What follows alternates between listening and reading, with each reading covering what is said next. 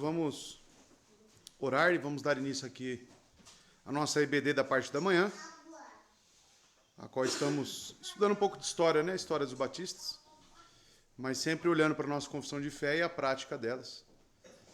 E assim nós estamos ganhando em conhecimento, em prática também, né, da nossa confissão. Vamos orar? Santo Deus e Pai, queremos agradecer ao Senhor neste momento por mais uma escola bíblica que se inicia, por mais um dia do Senhor. Mas Deus, essa reunião é em vão se o Seu Espírito Santo não estiver no nosso meio, não estiver nos guiando, não estiver nos aplicando em nós todos esses ensinos e tudo o que estamos aqui recebendo. Muito obrigado por tudo. O Senhor tem sido um Deus de misericórdia e de graça, tem nos preservado, tem nos ajudado, e estar aqui hoje pela manhã é uma prova disto. Poderíamos, Deus, estar fazendo inúmeras outras coisas, mas o Senhor tocou em nossos corações, nos dando, Deus, um zelo pela adoração ao Senhor e por essa devoção a Ti, Deus, que somente a Ti é devida. Muito obrigado, Pai, nos direcione e nos encaminhe. No nome santo de Jesus, Pai de amor, que oramos, agradecidos. Amém. Então, amados, chegamos aí no capítulo 6 do livro, tá? Na quarta ou na sexta, não lembro quando, que eu perguntei quantos livros você leu este ano. É uma coisa certa, pelo menos esse aqui você vai ler, né? Ou não, né? Ou não. Mas está ouvindo. Então, pelo menos como uma forma de audiobook, você está aí recebendo. O capítulo 6 vai tratar sobre a comunhão. Vai definir nesses primeiros, né, parágrafos aqui, ou páginas do livro, qual é o conceito de comunhão que nossos pais batistas tinham. Qual que era o entendimento sobre essa palavra koinonia, que é encontrada nas Escrituras. Muitos hoje não entendem o que é essa comunhão. Eles entendem que é um nível de amizade, é um nível de coleguismo na igreja, né? E nós veremos que não é nada disso, tá? Não é simplesmente eu te conhecer e nos encontrarmos aqui, né, e eu apertar a sua mão, apenas isso. Nós veremos que eles tinham o termo comunhão muito mais profundo, né? Eles tinham essa questão da unidade da igreja em alta resolução, em alta quista, né? Nossos pais batistas. Tanto que a frase ali que abre o capítulo 6, o último deste livro, diz, entre aspas, deste modo as igrejas devem manter comunhão entre si. Associações de igrejas. Então eles abrem até mesmo para associações e comunhão entre igrejas e não somente entre os irmãos. E é o que nós veremos. Já iniciando ali, comunhão entre as igrejas. Desde seu início, as igrejas batistas particulares acreditavam e praticavam a comunhão entre as igrejas, tá? Elas sustentavam que a independência das igrejas locais não significava isolamento e colocavam essa crença em prática por meio de associações, que foram originalmente chamadas de reuniões gerais. A primeira Confissão de Londres, de 1644, foi produzida por meio de esforços corporativos de 7 igrejas de Londres, e o clima político dos anos 1650 proporcionou oportunidades para que várias associações regionais se organizassem e passassem a funcionar. O aumento ou a diminuição da perseguição e a tolerância durante os dias incertos do reinado de Charles II e James, ou Tiago, né, II, levou igrejas a se preocuparem com a sua sobrevivência e, assim, dificultou o envolvimento extensivo dessas igrejas com outras. Foi somente após a ascensão de William e Mary, em 1688, que os batistas e outros dissidentes também ficaram verdadeiramente livres para realizar reuniões públicas. Os líderes dos batistas, particularmente em Londres, reagiram rapidamente à oportunidade e enviaram cartas solicitando que uma Assembleia Geral fosse realizada em setembro de 1689.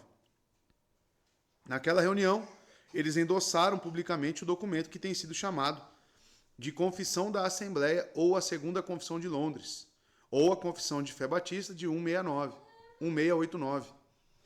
E no capítulo 26 dessa confissão, a fundamentação teológica para a prática das associações foi expressa. Então, amados, eles se preocupavam, eles tinham em mente que era necessário que essa comunhão se estendesse entre as igrejas. É uma realidade hoje estranha para nossos dias, porque não sofremos a perseguição das igrejas, não temos essa restrição que eles tinham, mas eu não percebo entre as igrejas e pastores a preocupação em manterem associações e uma comunhão entre as igrejas. Estou falando entre as batistas reformadas. Eu percebo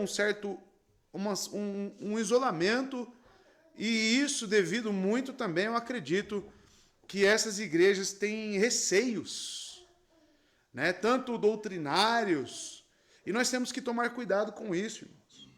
Porque esse isolamento, às vezes, caracteriza seitas. E não pense que a seita ela só vem mediante, através doutrinas erradas ou heréticas. Nós temos que entender que, se nós formos exclusivistas e nos isolarmos pensando que somente nós somos a igreja verdadeira, que somente a IBR Mogi das Cruzes, ela mantém-se aqui suficiente em si mesma e não necessita de outros, nós incorremos num grande perigo de se transformarmos em uma seita, irmãos. Nós incorremos num grande perigo. Que não há, mas a nossa doutrina não é errada, mas nós somos exclusivistas. Nós somos isolados. Nós não nos preocupamos com as igrejas da região. Então, o que eu sinto como pastor hoje é esse certo bloqueio entre os pastores. Eu percebo que existe esse exclusivismo. Às vezes se preocupando, não vamos envolver muito com eles, senão eles vão descobrir o que nós estamos fazendo, talvez. E existe isso, creia você. Existe essa questão.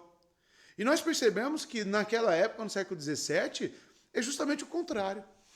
Quando eles tiveram uma tolerância religiosa na época, a primeira coisa que eles fizeram, vamos convocar uma assembleia.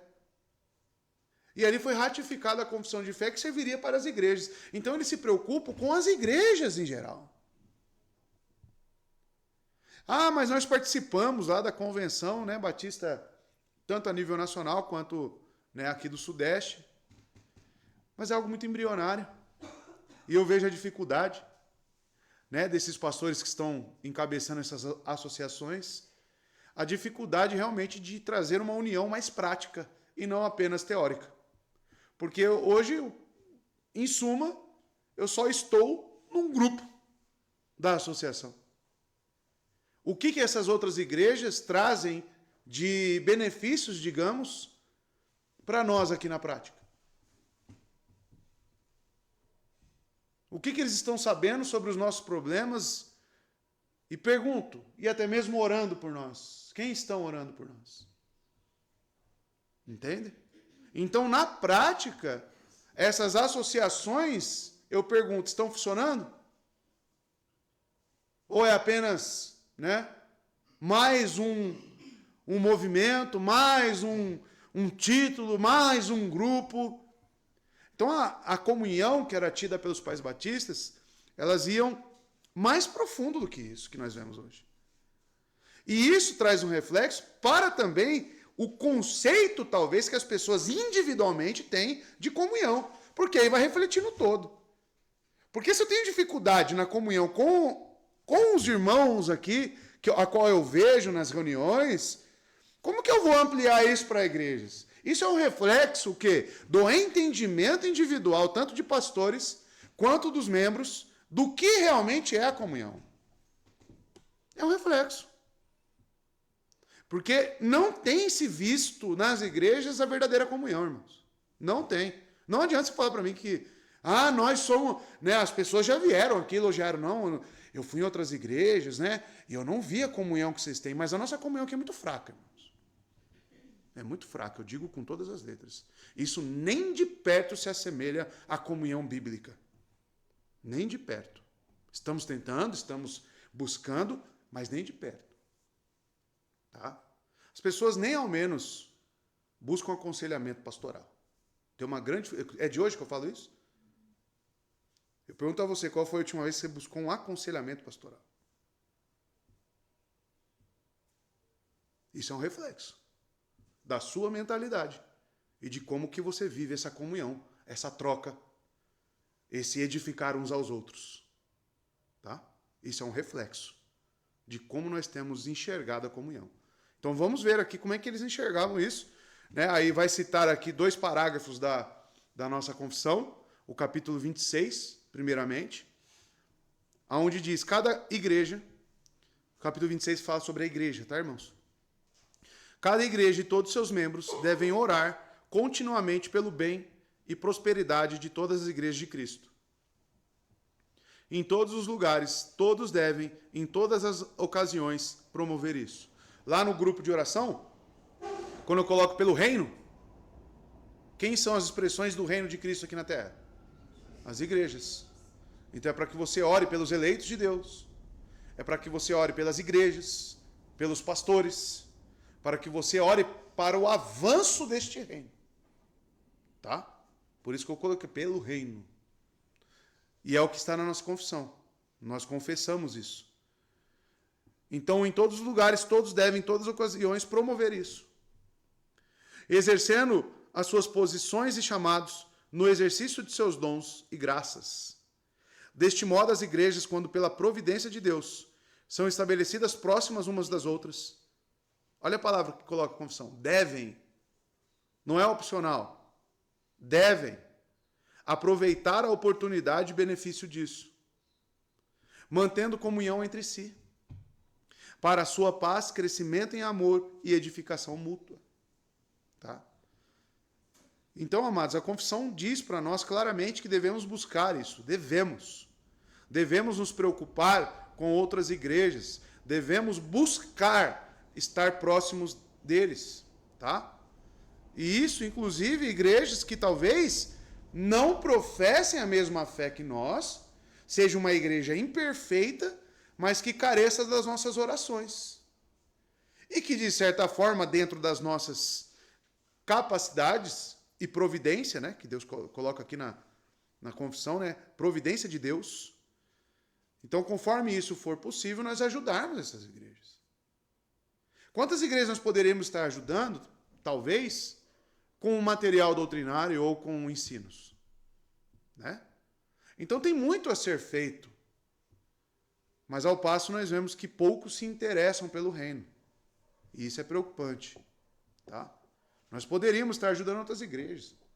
Nós poderíamos ter amizade com outros cristãos de outras igrejas, estabelecendo um laço para oferecer ajuda. Mas hoje o que se criou é uma celeuma apenas de críticas e apontamentos. Olha lá os hereges, olha lá os arminianos, olha lá isso. E pouca misericórdia se exerce com essas igrejas. Nós deveríamos se preocupar um pouco mais, irmãos, em ajudar na medida do possível.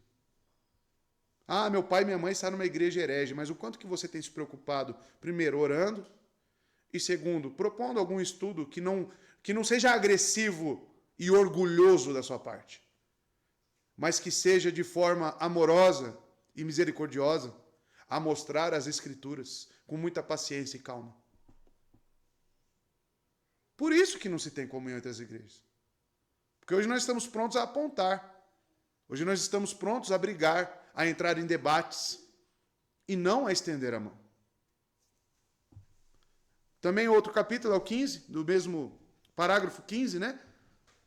15º do capítulo 26 vai dizer: em casos de dificuldades ou divergências, seja em um ponto doutrinário ou administração, se as igrejas em geral são afetadas, ou qualquer uma igreja em sua paz, união e edificação, ou algum membro ou membros de qualquer igreja são injuriados, e por qualquer procedimento, disciplina, que não está em conformidade com a verdade e a ordem, é de acordo com a mente de Cristo, que muitas igrejas que mantêm comunhão entre si, olha só, por meio de seus representantes, reúnam-se para considerar e deem seu parecer em ou sobre a questão de diferença, a ser comunicado a todas as igrejas envolvidas.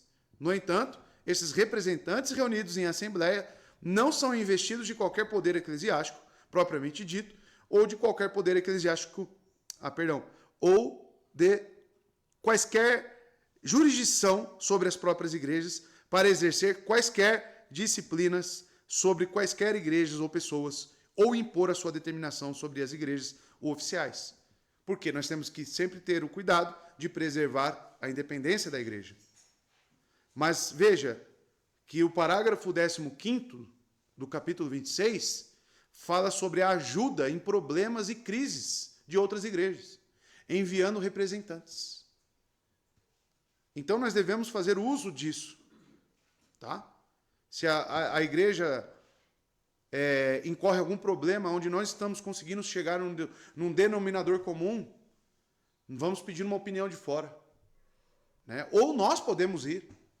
Mas para que tenha isso, primeira coisa, tem que existir confiança, tem que existir comunhão, tem que existir contato com outras igrejas, tá? No caso aqui, claro, para se discutir pontos doutrinários, tem que ser da mesma fé e ordem, né? Com certeza. Mas não significa que não podemos ajudar outras igrejas, irmãos. Tá? Nós temos que tomar cuidado, repito, com o exclusivismo. E no meio reformado está cheio disso. As pessoas se tornam os únicos que conhecem a doutrina correta, né? Então tomem cuidado, irmãos. Catolicidade na prática, né? O que é essa catolicidade na prática? Essas palavras são consistentes com a doutrina da Igreja Universal. Quando falar do catolicidade, estamos olhando para a Igreja de Cristo a nível universal. Expressa anteriormente no capítulo 26 da Confissão e com práticas estabelecidas das igrejas durante o período de quase 50 anos. Nossa tarefa aqui é examinar certas declarações nesses parágrafos a fim de discernir com essas igrejas, como essas igrejas entenderam e praticaram o que confessaram por meio dessas palavras. Esse é o trabalho do historiador com este livro. Este livro ele se torna importante para nós por quê, irmãos? Porque ele traz a nossa confessionalidade na prática, olhando para aquele século. Tá? Então, aquilo que talvez é apenas teórico para você nos assuntos da confissão, claro que ele não vai abordar todos os pontos, mas os principais pontos aqui, como culto, adoração, né, eclesiologia, disciplina, essas questões estão aqui sendo abordadas. Então isso é importante para nós. O trabalho do historiador é falar sobre a confissão.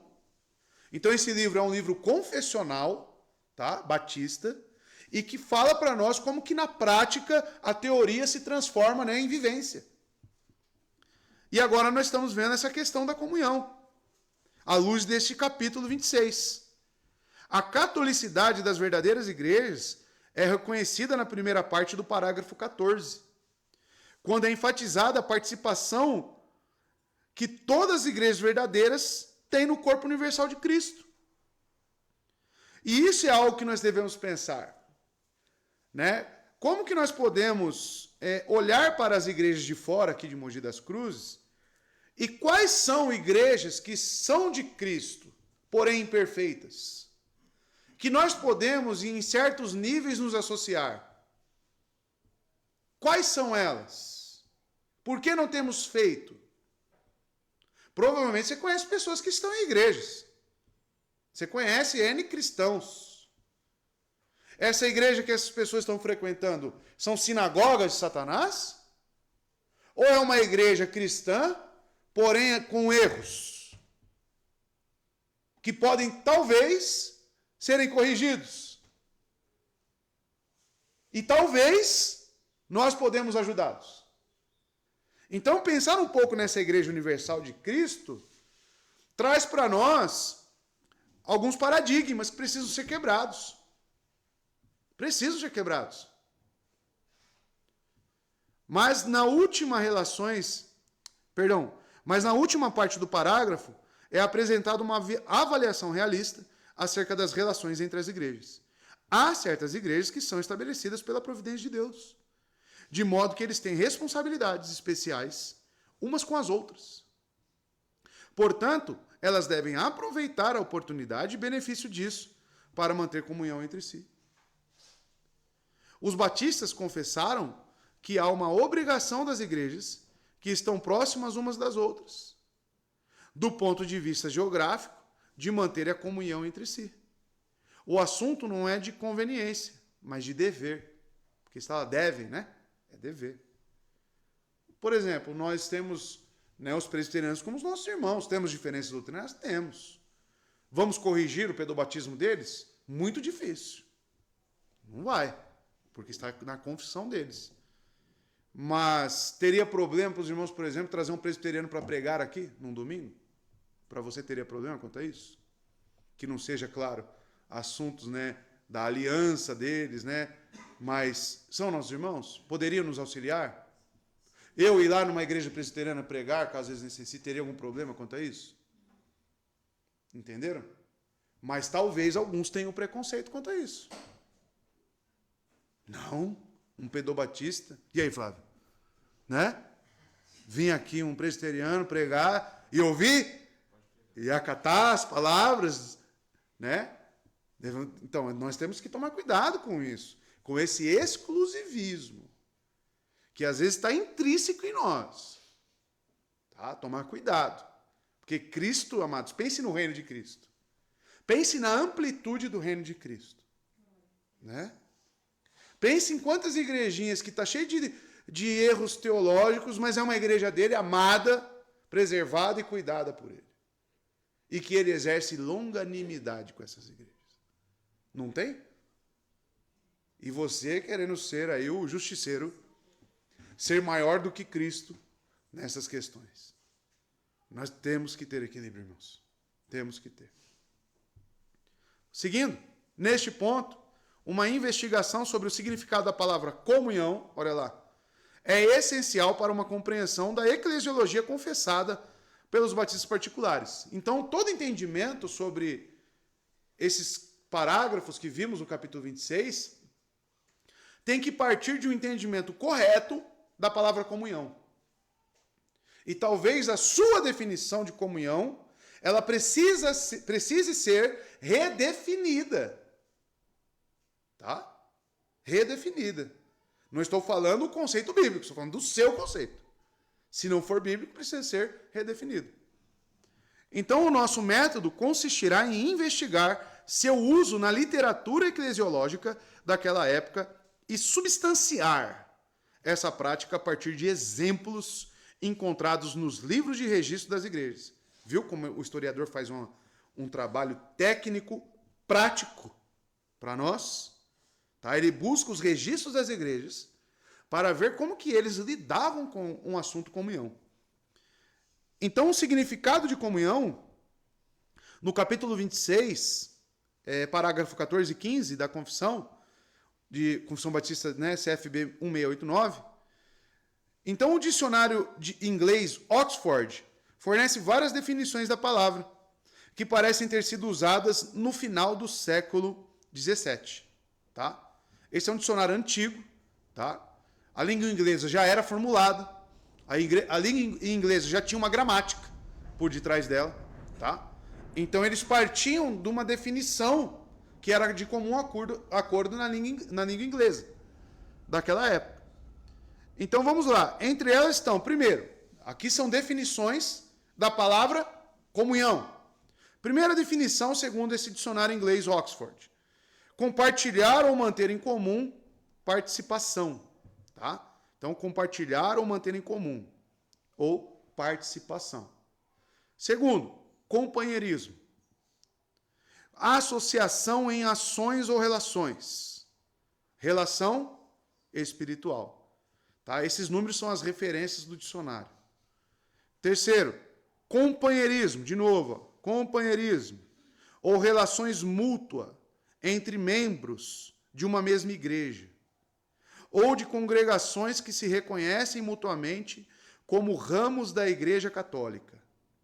Olha só, um dicionário que cita a definição de comunhão à luz de uma eclesiologia. Tá? Quarto. Não, foi já? Não acabou ainda não. Reconhece mutuamente como ramos da Igreja Católica. Carta de comunhão, um certificado de pertencimento à membresia de uma igreja, que de uma forma mais formalizada, né? Quarto, uma união orgânica de pessoas unidas por fé e ritos religiosos comuns.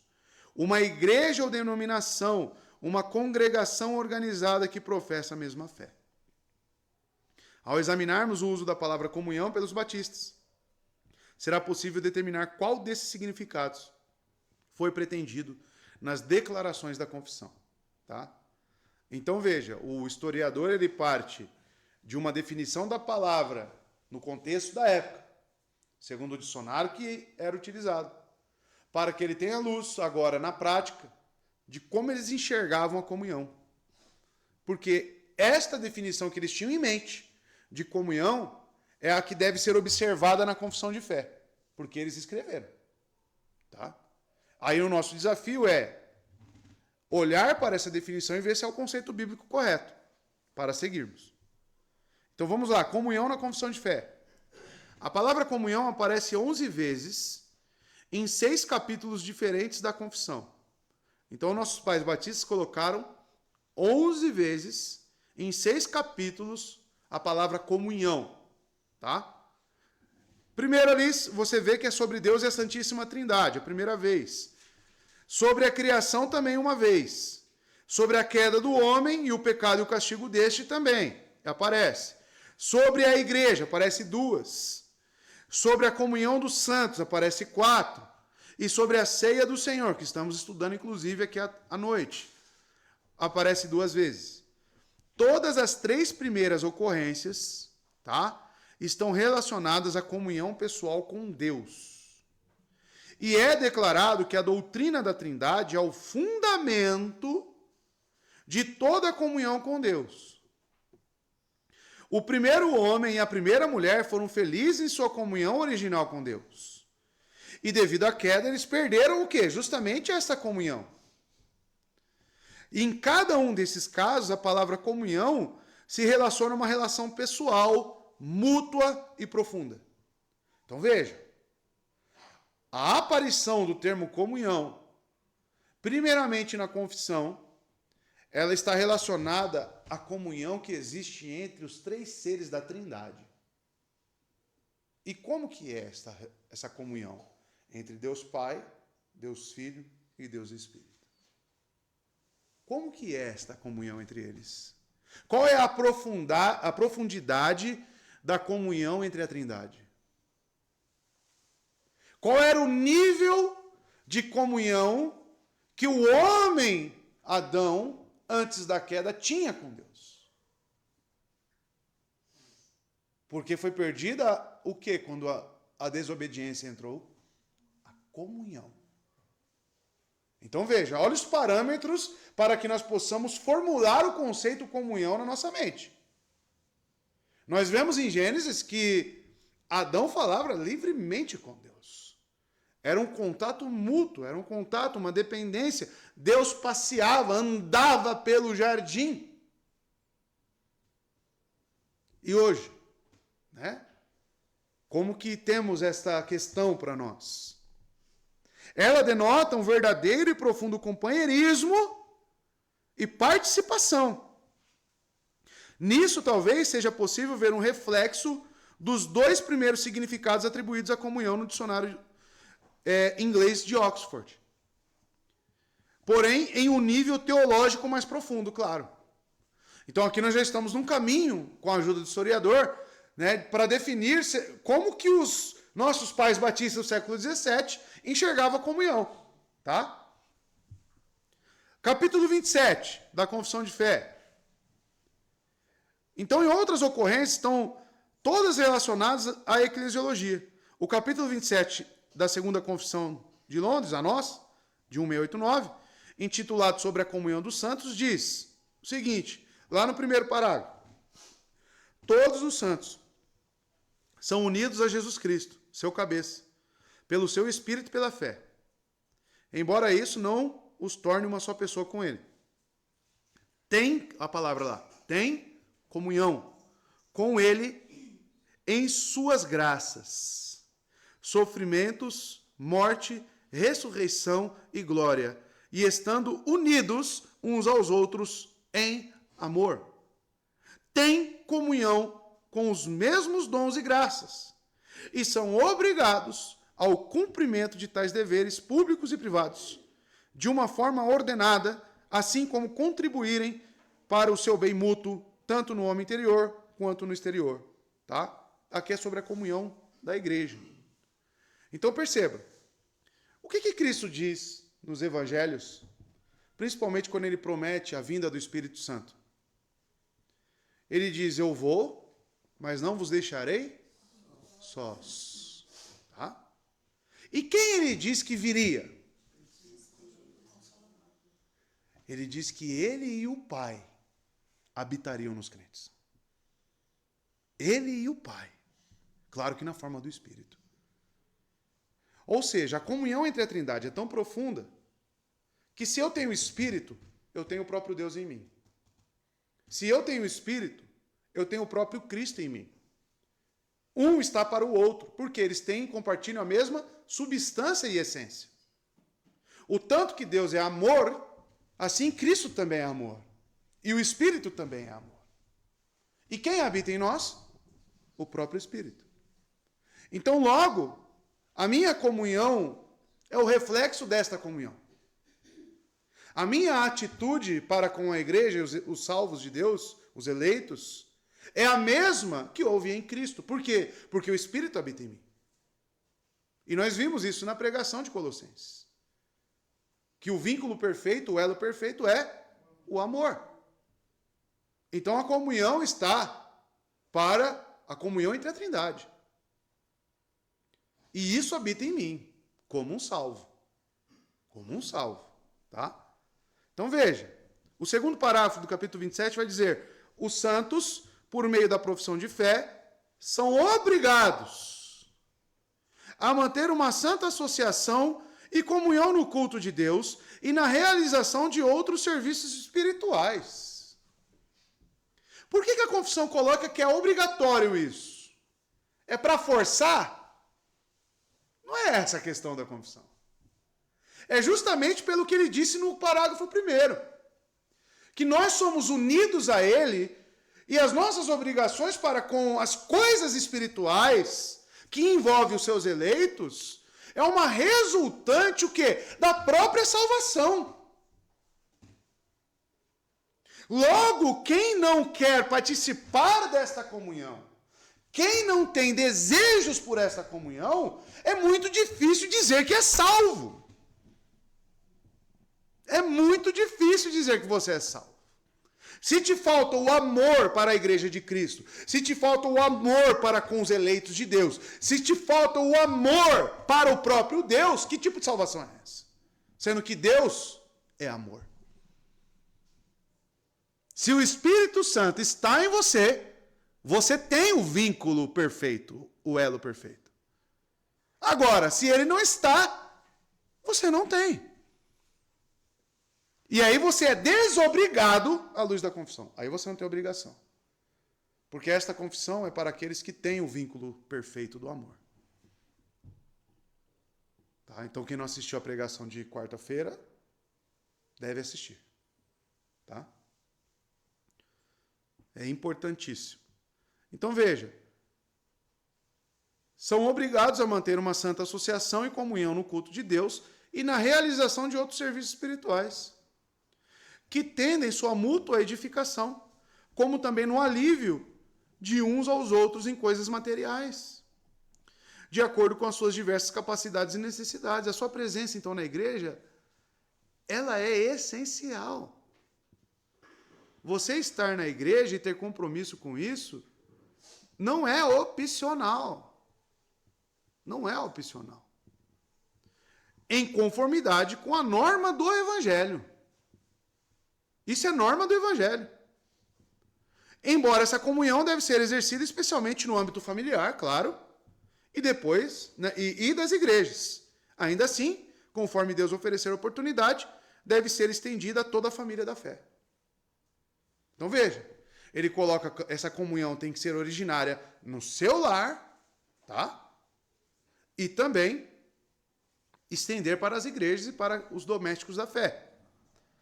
A todos os que, em todo lugar, invocam o nome do Senhor Jesus. Entretanto, a comunhão de uns com os outros, como santos, não destrói nem infringe o direito ou propriedade de cada homem tem com respeito aos seus bens e possessões. Senão vira um comunismo, né? Um socialismo. Então a confissão se preocupa até com isso. Tá bom? Então veja, o uso com base na Trindade. Esses usos refletem o fundamento da comunhão na doutrina da Trindade e da criação. A mutualidade da participação em Cristo é o paradigma da comunhão dos membros da igreja entre si. Dado que todos os santos são membros da Igreja Universal, eles têm, em certo sentido, comunhão uns com os outros em Cristo. No segundo parágrafo, a comunhão é colocada na esfera concreta da família e da igreja local. Ela se manifesta no culto, no serviço espiritual e na necessidade de promover alívio pessoal. Mas ela não se degenera em comunismo, como eu falei, para fazer um uso anacrônico, né? Uma aplicação em tempo distinto dessa palavra. Anacronismo é isto.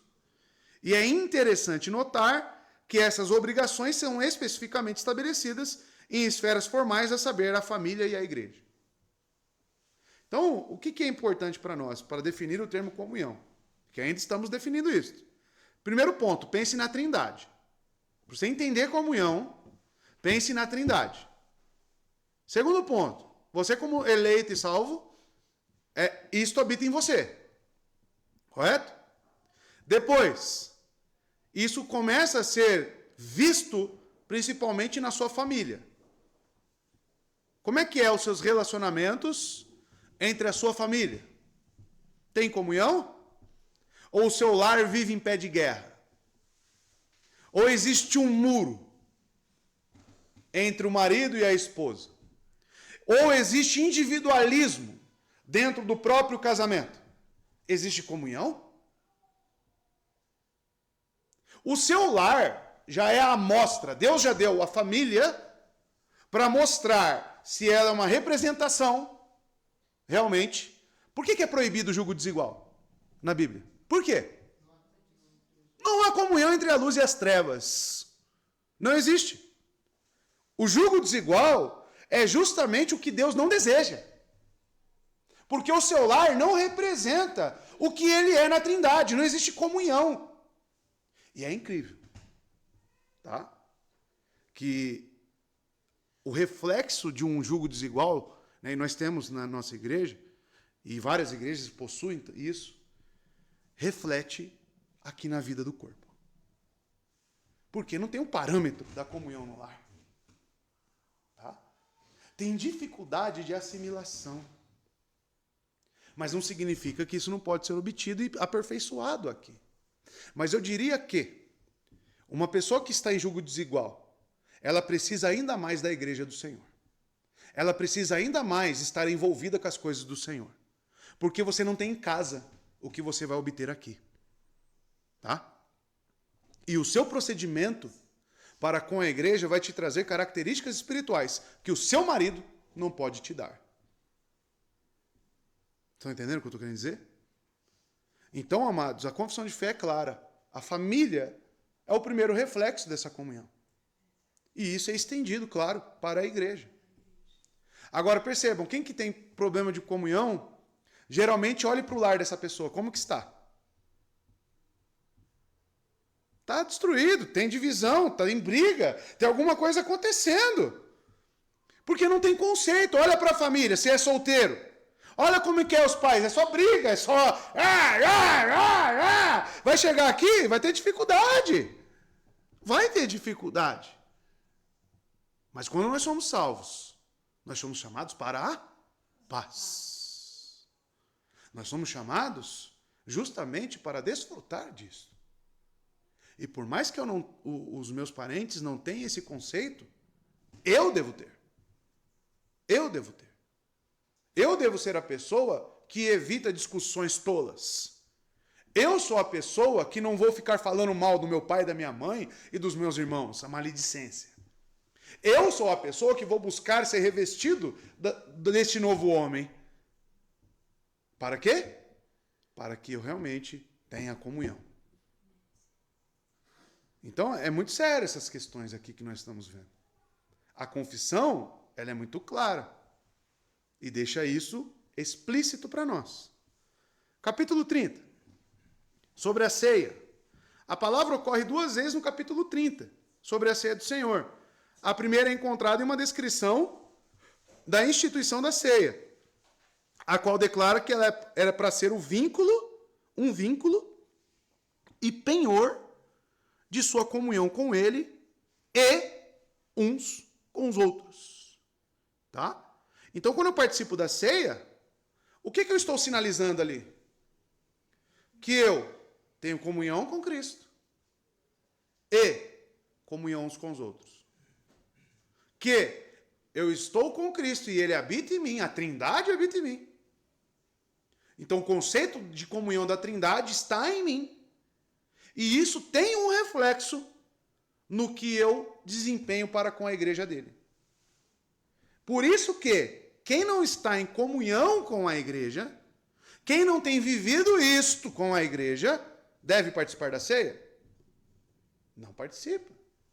Tá? Tanto que a nossa membresia é fechada na questão da ceia. Porque nós não podemos ter critério de quem está vivendo em comunhão com a igreja ou não. Tá? E fora outras questões também. A participação na ceia demonstra a participação mútua entre Cristo e seu povo. Bem como entre eles mesmos. A segunda ocorrência dessa palavra é encontrada no 8º parágrafo, quando diz: todas as pessoas ignorantes e ímpias, como tais, são incapazes de desfrutar da comunhão com Cristo. São também indignas na mesa do Senhor. Que será o último parágrafo estudado, não chegamos lá ainda.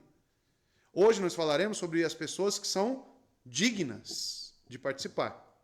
Quem são os receptores da ceia?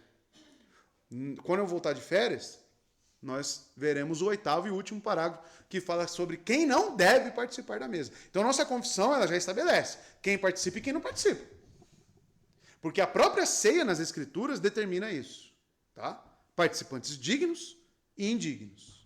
Paulo é categórico isso em 1 Coríntios 11 e 10 também.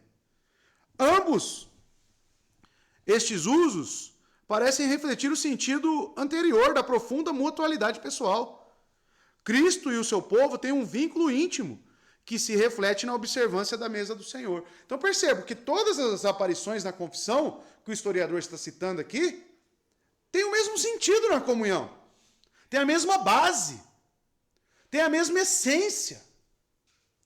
E a pergunta que eu faço, irmãos, é: o seu conceito de comunhão está alinhado com essas questões? Ou será que eu preciso mudar um pouco o meu pensamento? Todos esses usos do termo comunhão deixam transparecer um reflexo das realidades teológicas ativamente envolvidas nas relações entre Deus e seu povo. A comunhão é um aspecto, olha só, é um aspecto de uma relação concreta, desfrutada ou quebrada.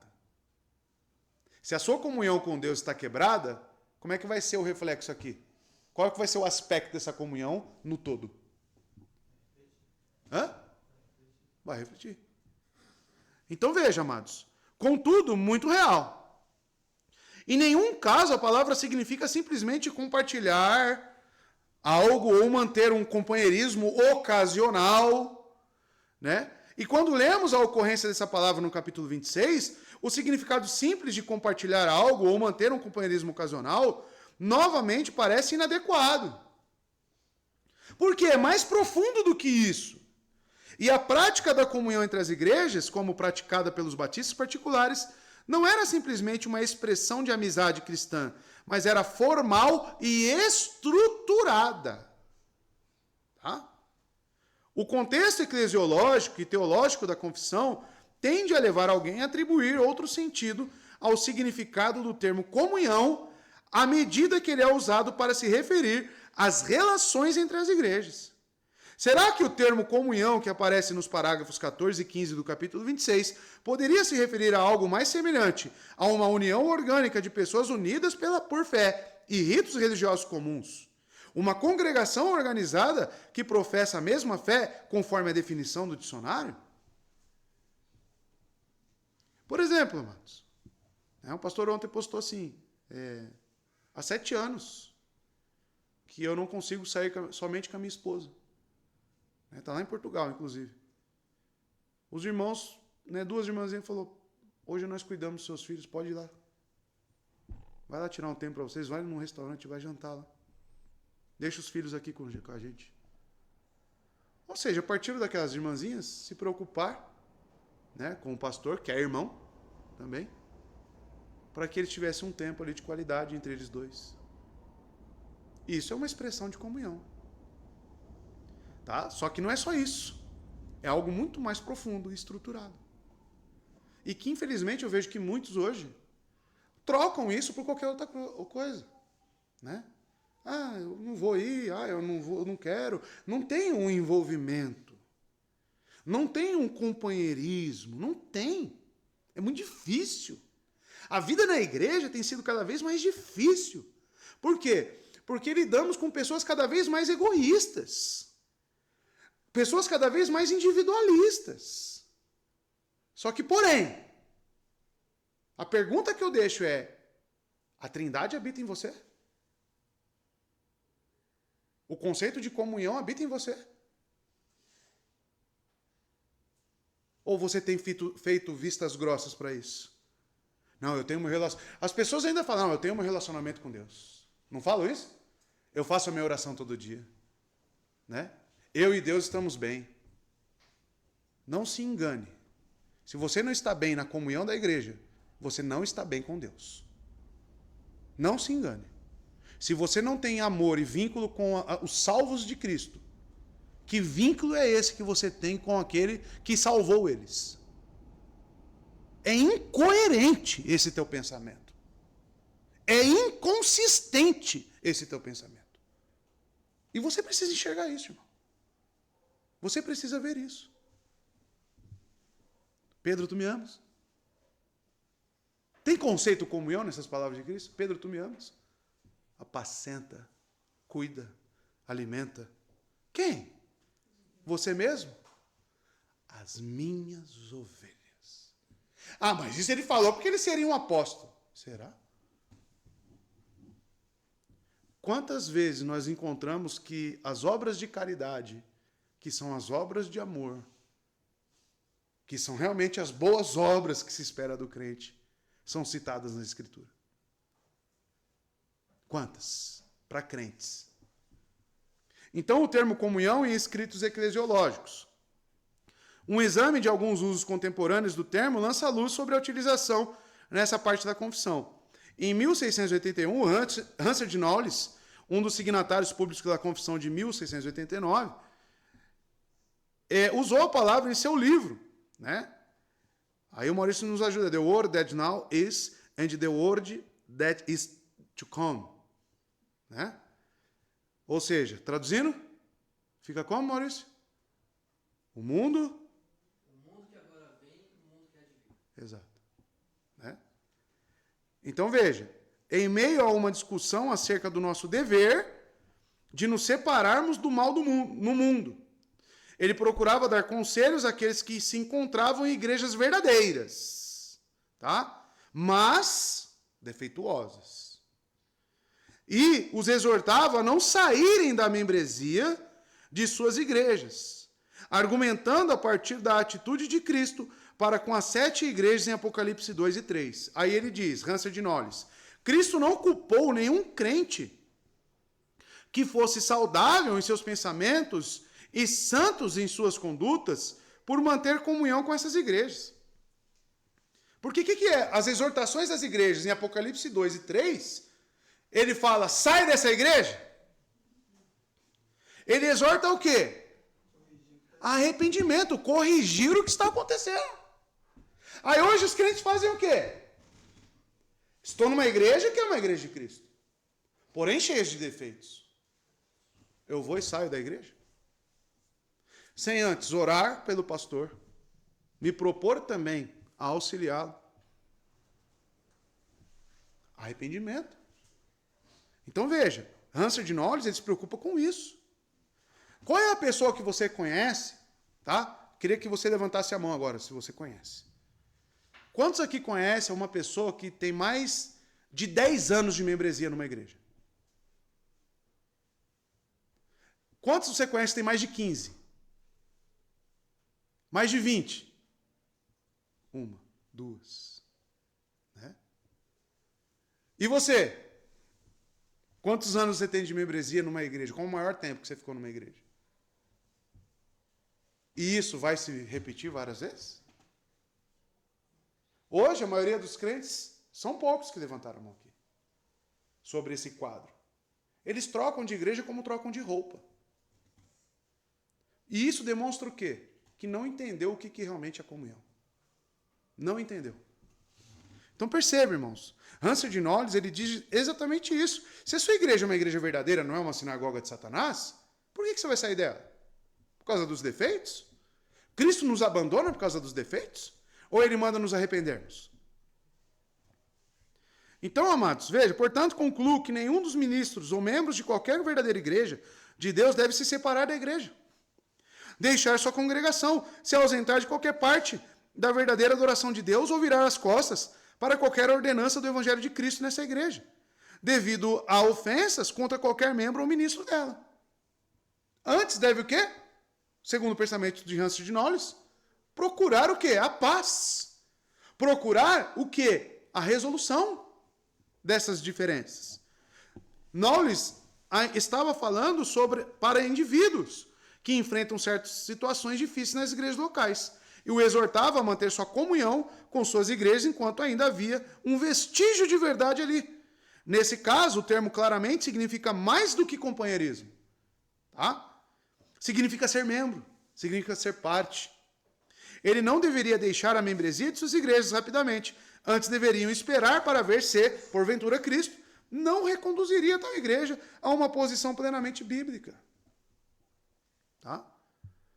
William Kiffin, outro pai batista.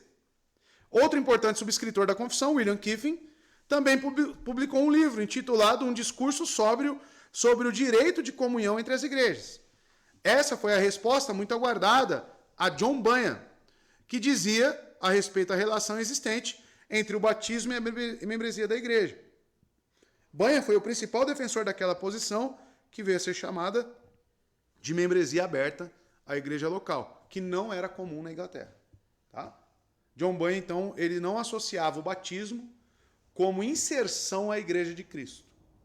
Tá?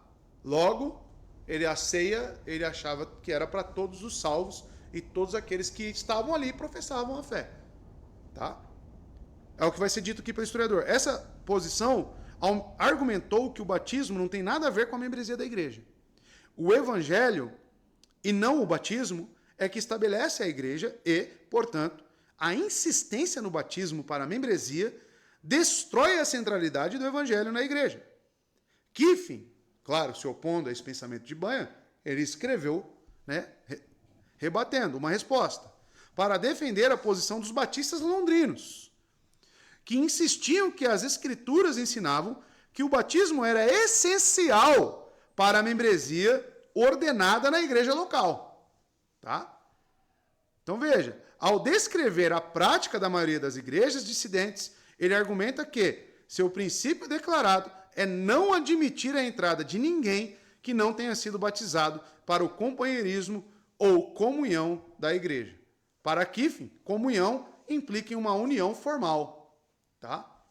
E realmente, o batismo é algo que formaliza a sua entrada neste reino.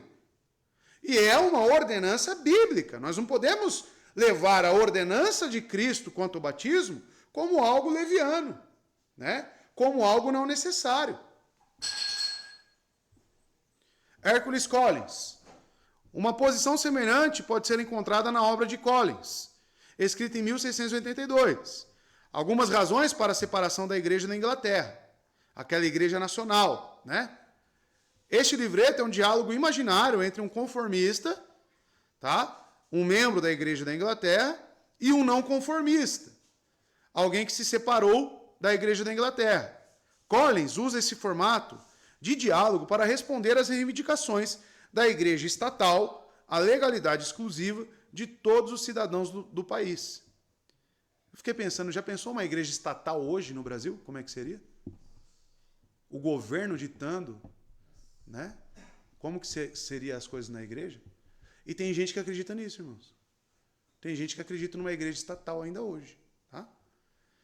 O não conformista conduz o conformista através de uma série de questões relacionadas ao culto verdadeiro, à observância das ordenanças e à liberdade de consciência, a fim de demonstrar que as Escrituras exigem que os crentes saiam da Igreja Nacional, apesar das reivindicações de liberdades feitas por ela. Separar-se da comunhão da Igreja da Inglaterra significa renunciar formalmente às suas doutrinas e práticas e se unir àqueles que seguem as Escrituras em verdade. É negar que a participação na membresia da igreja equivalha a pertencer a uma nação ou que seja baseada em leis eclesiásticas e afirmar que uma igreja verdadeira é, aí continua Collins, uma sociedade de pessoas chamadas para fora do mundo ou do seu estado natural e mundano, pela administração da palavra e do Espírito, para a obediência da fé e para o conhecimento da verdadeira adoração a Deus em Cristo, unidas por um santo vínculo ou por um acordo especial para o exercício da comunhão dos santos e a devida observação de todas as ordenanças do Evangelho, batismo e ceia, né? E outros também que entram aí. Tal definição não poderia se aplicar a uma igreja nacional. Logo, Collins encarava a igreja nacional como uma... Como? Sinagoga de Satanás, né? Ou seita também. Então veja, a comunhão da Igreja Nacional não é, portanto, um mero companheirismo, mas uma participação formal em sua membresia. Nesses casos, o uso do termo comunhão parece carregar um terceiro sentido encontrado no dicionário, né, de inglês de Oxford. Companheirismo ou relação mútua entre membros de mesma igreja. Um certificado de pertencimento à membresia da igreja. Né, a definição lá do dicionário ainda. Uma relação muito real e formal é estabelecida e mantida. O nível de permanência mantido nessas conexões é importante para entender o uso eclesiológico do termo da confissão. Qual que é o perigo de você se manter associado e em comunhão, de certa forma, com uma sinagoga de Satanás? O perigo é que você está comungando, você está compartilhando, né, com as heresias daquela igreja. Tá? Você está ali também participando de tudo aquilo que é proibido pelas Escrituras. Nesses casos, aí sim deve ser rompido. Tá? Essa comunhão, digamos que é uma comunhão prejudicial. Mas lembre-se, estou falando o quê? Estou falando da sinagoga de Satanás. E não das igrejas verdadeiras. E aí paramos justamente neste slide, tá bom?